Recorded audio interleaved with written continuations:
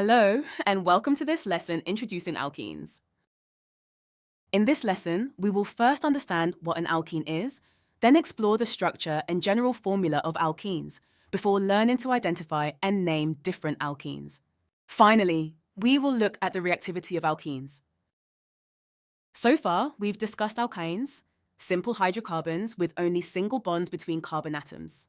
We've learned how to name them, their general formula, and that they are saturated hydrocarbons, meaning they contain the maximum number of hydrogen atoms bonded to carbon. Building on this knowledge, today we'll explore alkenes. Understanding alkenes, which have double bonds between carbon atoms, will deepen your knowledge of hydrocarbons and help you better grasp organic chemistry.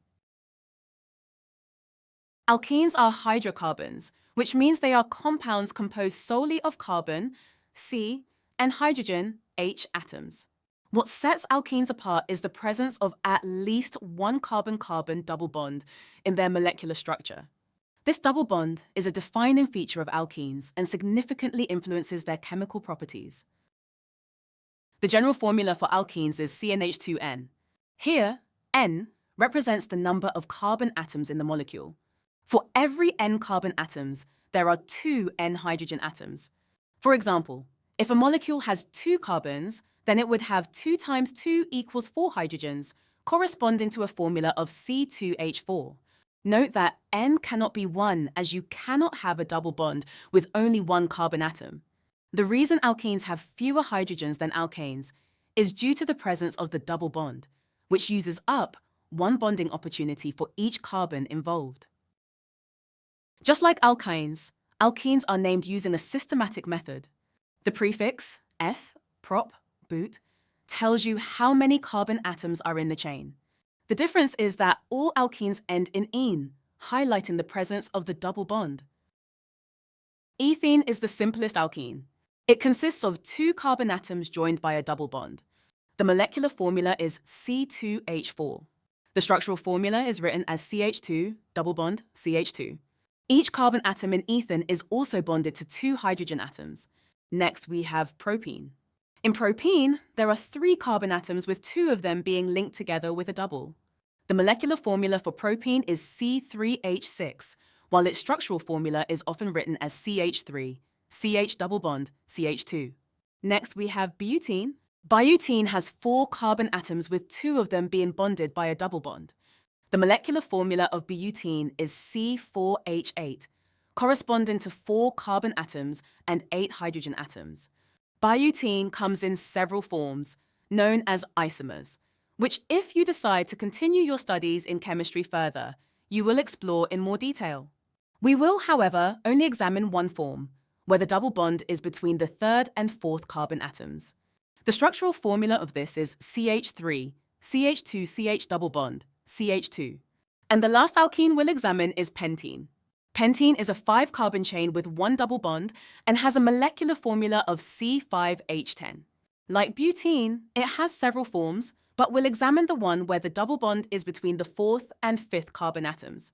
This gives a structural formula of CH3, CH2CH2CH double bond, CH2. It's important to note that the orientation of the displayed formula doesn't usually matter when drawing alkenes. You can rotate or flip the displayed structure, and it will still represent the same compound. All the shown structures are correct ways of representing propene. The double bond in alkenes can be thought of as a high-energy feature in the molecule, which makes it more reactive. This bond allows alkenes to undergo addition reactions. In an addition reaction, atoms or molecules can add to the alkene by breaking the double bond and forming single bonds with the new atoms.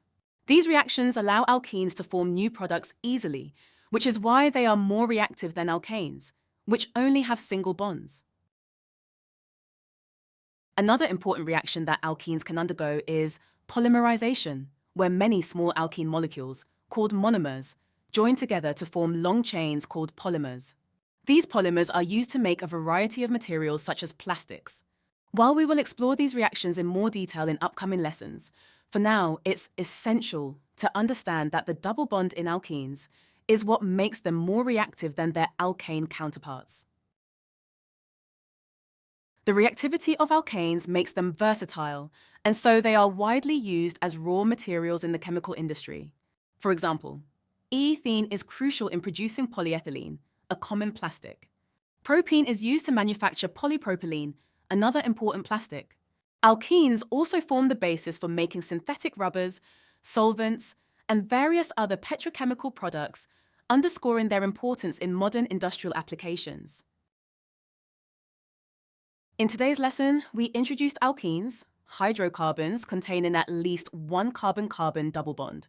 We explored their general formula, CnH2n, and learned how to name them from ethene to pentene. We also touched on how the double bond makes alkenes unsaturated and more reactive compared to alkanes, allowing them to undergo unique reactions such as addition reactions. By developing this understanding, you gain a solid foundation in appreciating the structure and functions of alkenes. This knowledge will be instrumental as we explore their reactions in future lessons. Watch the rest of the GCSE chemistry course at Sophos Education.